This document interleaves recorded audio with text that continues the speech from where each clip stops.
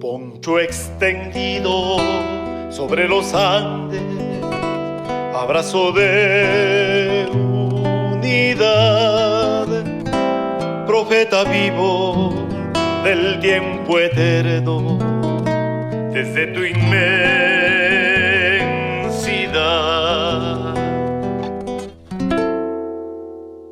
La patria siente cómo se abona la Pachamama. Hoy crece tu nombre desde el silencio, con tu huella y tu voz. Estás en mi país, de Huibalas al viento, del canto encarcelado, de sueños por vivir. Hola amigos y amigas, estamos aquí saludándoles desde la Comisión de Pueblos Originarios y Afrodescendientes de Convida 20 y el CICSAL. En esta ocasión, como les habíamos platicado, estamos recogiendo las voces y los ecos de los personajes más importantes que han estado en este simposio en el 35 aniversario de la resurrección de Monseñor Leonidas Proaño. Les quiero presentar a una gran líder, una linda mujer, a quien todos los ecuatorianos queremos mucho, bueno, sobre todo los que estamos con los pueblos originarios. Les presento a Blanquita y ella misma nos va a contar quién es y el mensaje que quiere dar a los demás pueblos de la Via Yala. Bueno, saludando a todos y todas. Mi nombre es Blanca Chancosa. Yo soy de la provincia de Imbabura. Soy de la nacionalidad quichua, de aquí del Ecuador. Y me encuentro participando en este evento latinoamericano que en homenaje a los 35 años de la resurrección de Monseñor Proaño, estamos compartiendo sobre algunas experiencias y quizá conceptualizaciones, igualmente desde una visión de lo que ha significado la vida de Monseñor Proaño en su condición de profeta por los pobres, pero también ha sido como un intercambio de las espiritualidades de cada una de las culturas. Aquí vemos diversas culturas que estamos compartiendo con algunos laicos y otros que son religiosos, que están ejerciendo su profesión como religiosos. Entonces, creo que ha sido muy importante y desde esta visión de, ¿cómo sería? Desde esta visión de entrega espiritual que ha habido, también hemos compartido sobre este llamado del Papa, ¿no? Sobre cómo mantener la casa común que dicen, ¿no? Para nosotros decimos cómo mantener la vida misma de nosotros, porque somos también de la naturaleza, y es de nuestra Pachamama. El Pachamama para nosotros es el universo de lo que es hasta ahora. Y ha sido importante compartir experiencias y ver compromisos de lo que se puede hacer, porque todos amamos la vida. Y el amor que se dice o que se ha predicado también tiene que ver su compromiso con la vida de todos los seres vivientes. Blanquita, en este simposio también hemos visto que usted nos ha presentado un hermoso libro que habla sobre tejer los hilos de la historia, tejer los hilos de su historia. ¿Cómo lo relaciona ahora con el mensaje de Monseñor Leonidas Proaño y de este mensaje que necesita oír la Via Yala? Bueno, lo he puesto esto de los hilos con los que he tejido. Se refiere a, porque son diferentes temáticas en las que he participado o he hecho camino en todo este acompañamiento en el proceso, ¿no? Y coincidencias también con sectores de la Iglesia Liberadora, ¿no? Como mismo Monseñor Proaño, que ha sido afirmarnos sobre los derechos de los pueblos, los derechos colectivos, ¿no? Pero también desde nuestras ponencias, digamos, de propuestas que hemos venido haciendo eh, sobre la plurinacionalidad, la interculturalidad, ¿no? Tanto en los cambios que queremos como país, sin negar, sin querer olvidar los derechos que tenemos los pueblos indígenas. Entonces, esos son los hilos del camino también, porque trato de acompañar con las conceptualizaciones desde mi visión y que ha ido acompañado también, que ha sido parte de mi vida, o sea, qué es lo que he hecho también en eso, ¿no? Y de lo que he observado, esto de, por ejemplo, también mi criterio sobre lo que es la democracia, lo que he tenido que vivir, lo que es el racismo, de lo que, esto de la justicia, de lo que es la participación política. Y claro, también compartiéndoles de lo que todo eso que ha sido de la vida de uno, desde mi condición de madre, de condición de mujer y de querer llegar desde mi condición de maestra, que más que ejercer en la escuela como maestra primaria, soy normalista, pues trasladado como para apoyar en la formación de nuevos cuadros y no he aportado en el tratamiento de los talleres de compartir con los compañeros. Y creo que ha sido eso importante.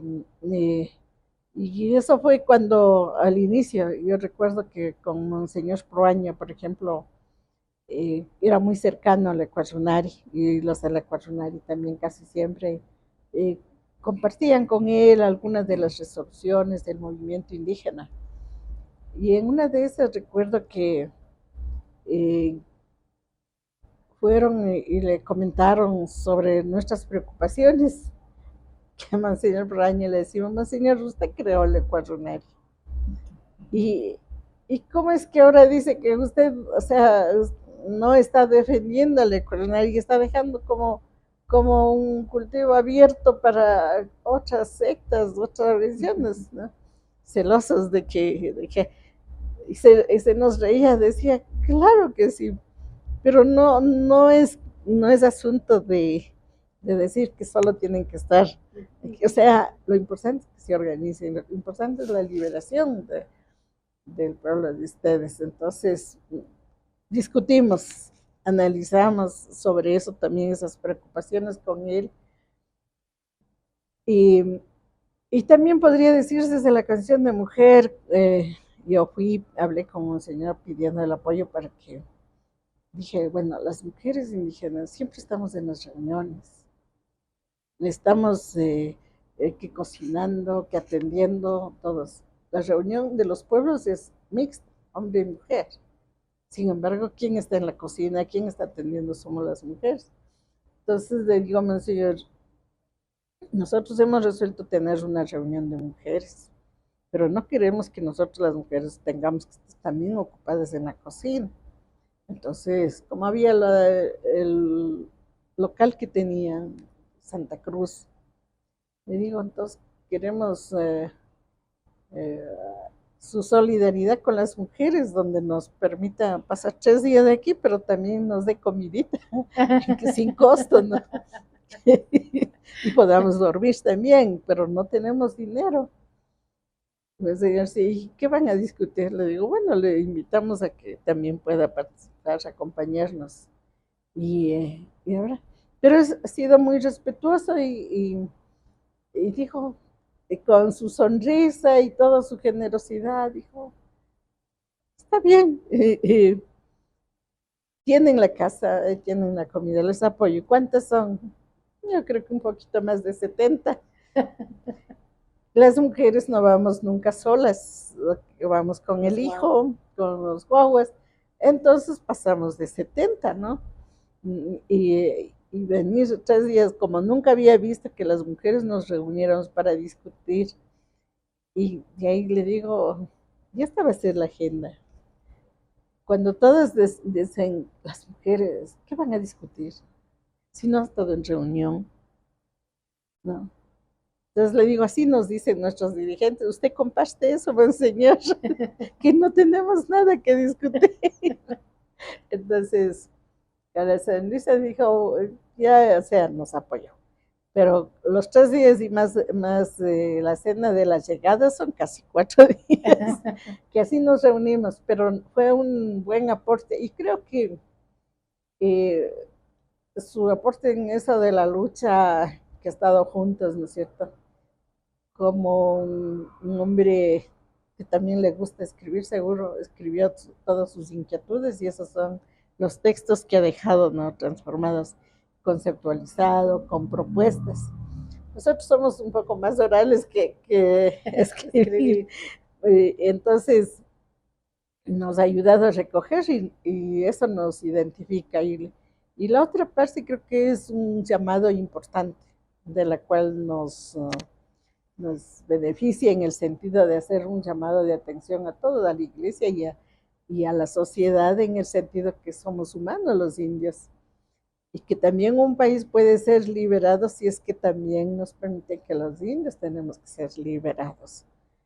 Y eso ha sido tan importante y su gesto para el apoyo a la lucha por la tierra fue muy importante también. Entonces, tratar esos temas porque que se recuerde y para quienes quieren ser seguidores de Monseñor, o al menos recordar de él, es volver a tomar compromiso con lo que Monseñor hizo para seguir haciendo ese camino. Y que es lo que algunos han dejado. Entonces yo creo que es importante terminar de ese camino.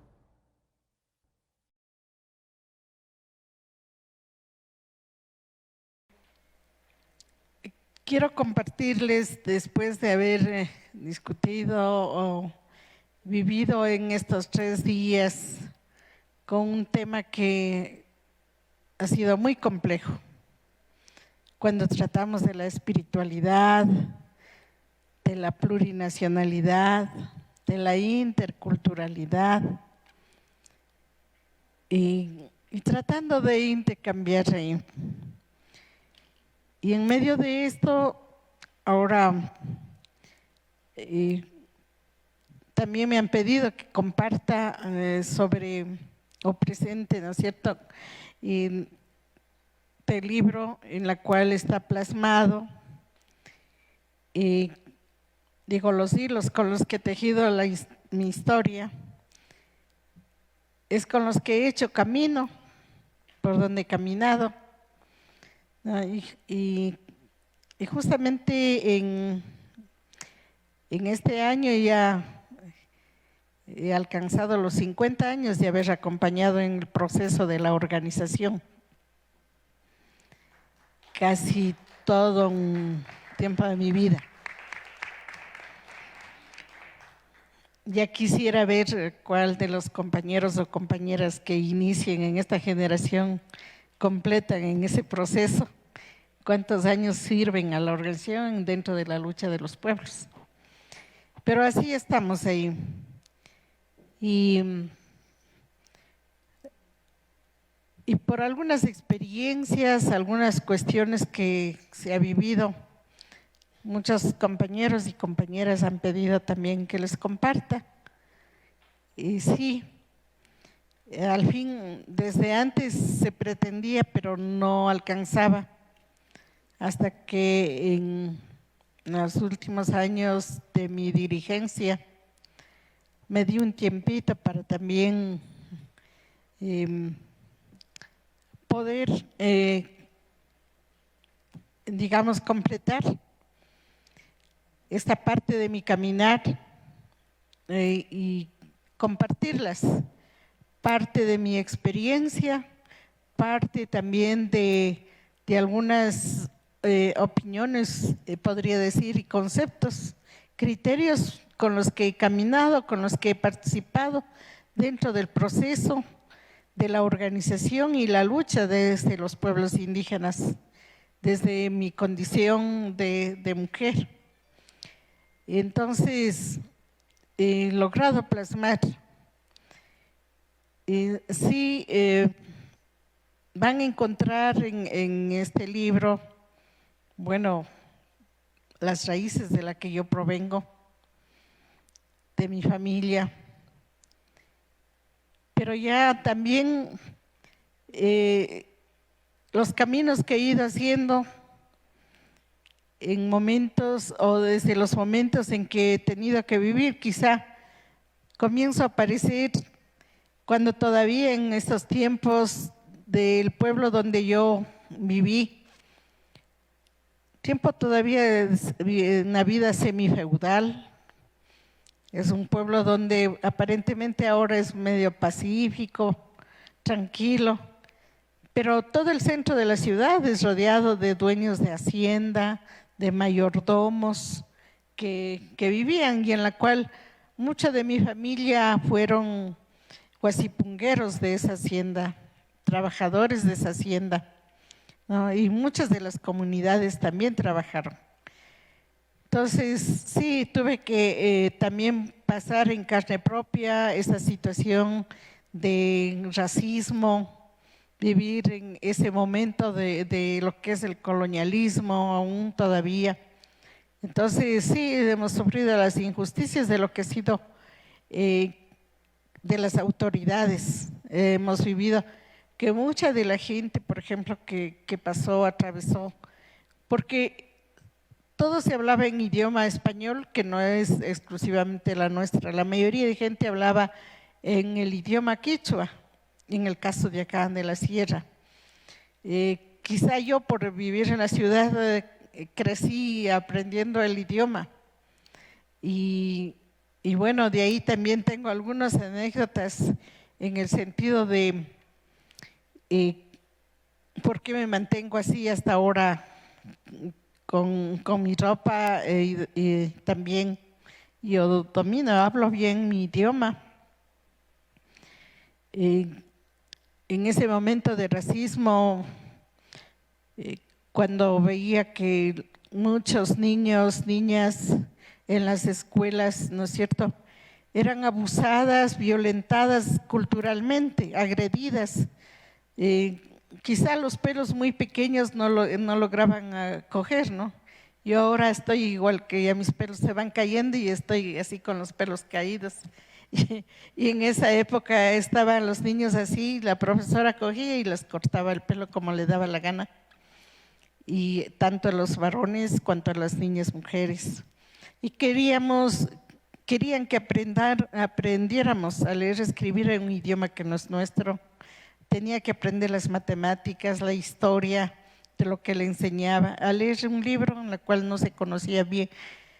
Entonces, si no, o sea, tenía que aprenderse a grabar de memoria simplemente, sin análisis, una cosa que no se conoce. Son situaciones que se ha tenido que vivir. Yo soy maestra normalista.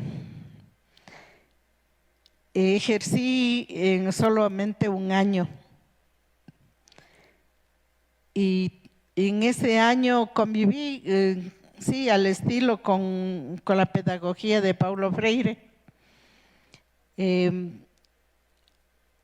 Me dediqué a la comunidad y también tenía que trabajar con el entorno, pero comenzamos a convivir mucho más la situación, la problemática del racismo, porque también vivían gente no indígena dentro de la comunidad. Entonces, por un lado teníamos las condiciones de los huasipungueros, el maltrato de los hacendados, el trabajo de la hacienda. Por el otro, gente no indígena que vivía en la comunidad y que estaban ocupando cargos de autoridad en la comunidad. Entonces, los indígenas ocupaban cargos solamente para convocar a la minga, a la gente a hacer trabajos de la MIN, que es un trabajo comunitario que tenemos en la gente. Y otra cosa que también en ese tiempo aún se cobraba diezmos y primicias por parte de la iglesia.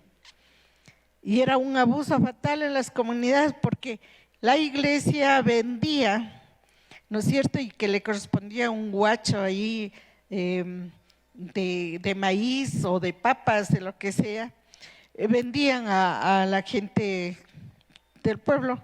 Y esta gente iba a la comunidad para cobrar esos diezmos y primicias, y del guacho que le daban el maíz siempre entraban a otros y se iban jalando las mazorcas más gruesas, abusaban, cogían más de la cuenta. Y así, y también en algunas, tenemos algunas celebraciones en las cuales son propias de los indígenas, pero de eso se estaban aprovechando los hacendados, para que entonces con esa fiesta se le fueran a entregar las cosechas al hacendado, también a la iglesia. Estaba cruzado con todo ese mundo de injusticias y también la gente con los juicios que vivían de año tras año, que apelaban y luego perdían una vez, ganaban otra vez y así acababan su terreno, acababan sus ganados. Esas eran las situaciones que comencé a vivir también cuando inicié mi vida de maestra en la escuela. Y claro, en esos momentos comenzamos a compartir con la comunidad la situación y que comenzamos, ahí también tuve que sufrir otra cuestión a nivel indígena, ¿no? Como yo era pequeña, bueno, sigo siendo pequeña hasta ahora, era muy flaquita, ¿no? Entonces se me veía más pequeña que los niños en esos momentos. Y cuando los niños también me miraron a lo lejos, que llegaba en uno de esos días a la comunidad, comienzan las niñas, ya viene la señorita, señorita, nos vamos a ver a la señorita. Y una mañana, y les encuentro a los padres de familia que estaban en medio de camino, pero estaban un poquito enfiestados, ¿no? Entonces yo me acerqué para saludar con los padres de familia, con los compañeros de la comunidad y los niños que decían, la señorita, y le escucha a un padre de familia, dice, ¿cuál señorita? ¿Dónde está tu señorita? Y yo ya estaba ahí al lado. Y, sí, señorita, sí. Y ahí está la señorita y los niños se avergonzaron porque el padre de familia dice, yo no veo ninguna señorita. Y dice, pero esta es nuestra señorita. Ah, no parece señorita, es una longuita como cualquiera de nosotros, ¿no? No tiene zapatos, está así con anaco. O sea, miren el grado en el cual se estaba deslegitimando a sí mismo como pueblo, no solo que a mí, sino que éramos nuestro pueblo el que estaba en esa situación. Bueno, condiciones como esas también tuve que soportar. Y fue un trabajo con la gente a ese nivel y que me tocó optar, mediante ese trabajo nos conocimos, nos hicimos más amigos. Después los compañeros reconocieron en otro momento y dijeron, cierto, es que entre nosotros nos hemos estado desvalorizando. Discúlpenos, pero claro, eso fue un después, cuando discúlpenos, esto pasó. Y comenzamos a retomar. Y yo comencé a tomar como una misión, como un compromiso de que teníamos que retomar la autoridad de la comunidad, el cabildo. Y tuve que también saber bien la ley de comunas de ese tiempo para que retomen la autoridad, ejerzan la autoridad, resuelvan los problemas, porque si no estaba abusado por el abogado, abusado por la autoridad, acabando sus terrenos, sus vacas, entonces que podíamos resolver en la comunidad.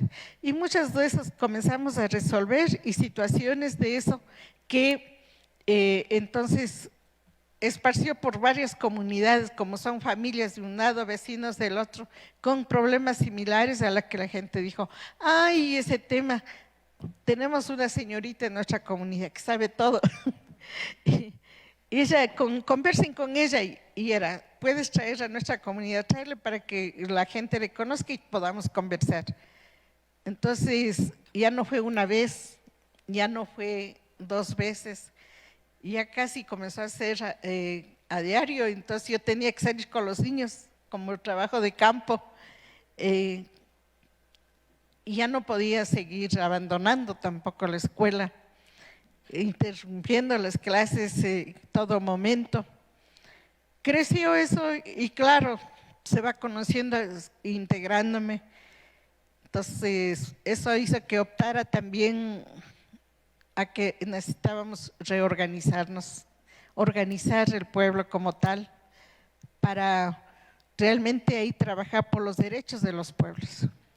Por otro lado, igual con la iglesia, que me sentí rebelada y me creí otro frente en contra. ¿No? Y por un lado era la gente mestiza, por otro lado la iglesia con los curas que comenzaron en su discurso en la misa, en el púlpito, a dar su sermón y comenzaron a decir que aquí hay unas indígenas que son comunistas y que no deben recibir en la comunidad.